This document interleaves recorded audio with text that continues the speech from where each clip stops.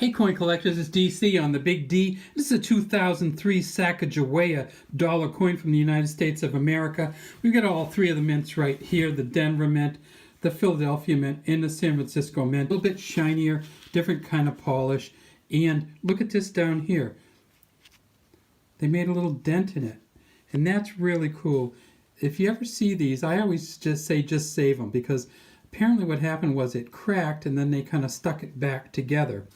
And it doesn't really go through to the edge, and it doesn't go through to the back, but that kind of like a little amalgam down there is kind of very interesting.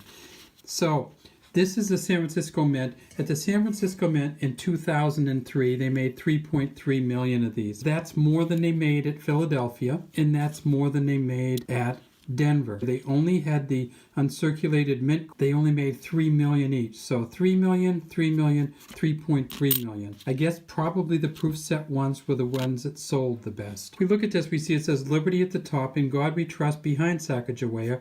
Her baby here on her back, Jean-Baptiste Charbonneau. Down here we see these entwined or kind of pattern of two G's, and that's for Glenna Goodacre, the engraver of the front of this coin. And then again we see that kind of funny little breakdown in there right on the rim, and that's something that I've never seen before, so I kept this coin for sure.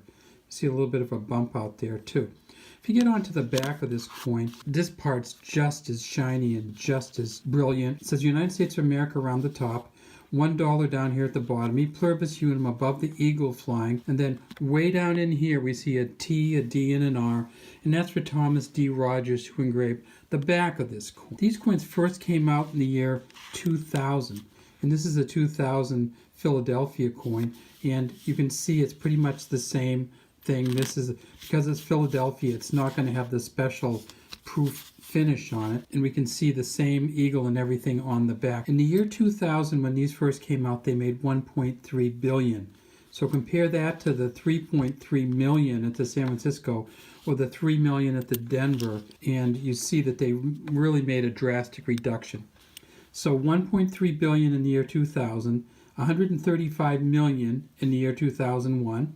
So it went down 90% or a little over between 2000 and 2001. And then by the time we got to 2003, they have 3 million of them. They've gone from 1.3 billion to 3 million. And that's because they made them with the hopes that people would really start using them, that they would go into vending machines, that they would catch on, and they really didn't.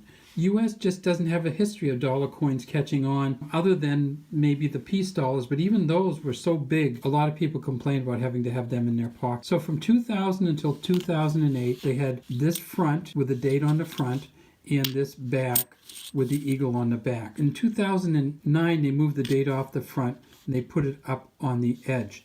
And we see here it says E pluribus unum. So not only did they move the date off the front, but they moved the E pluribus unum off the back and put it up on the rim.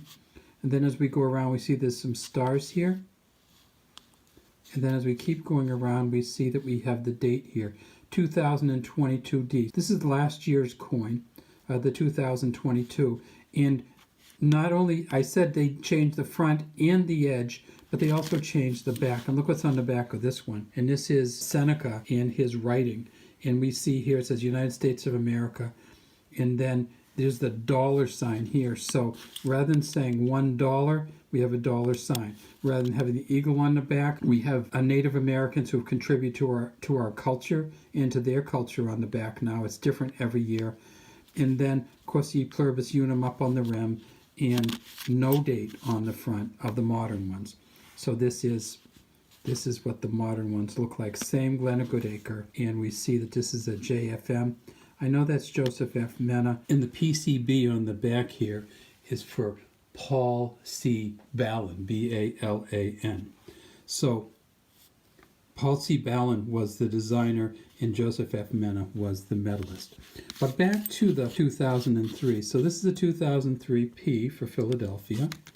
This is a 2003 D for the Denver Mint, and then there's a 2003 S. To San Francisco Mint, they put out a clad set and a silver set. But in the sets, whenever you have a set, with the US dollars. They don't change the composition of the dollars. So these are the same dollars from the San Francisco Mint in both the clad set and the silver mint set. In 2005, they changed the front of the Sacagaweas and put a satin finish on it. But this was before then. So these are just the regular uncirculated mint coins. And this is just the regular S, whether they're clad sets or silver sets. They're still making it today, so look for these out there. They're not really valued that much over $1. Because the 2003s, you could only get them in a mint set or a proof set, they're worth a few dollars more. But the uncirculated 2003s, even in really good shape, don't get much over $3 unless you get up to MS 66, 67 plus. All right, that's all we have today from Big D Coins. Love to have you subscribe to the Big D Coin channel and leave any comments you have in the comments section.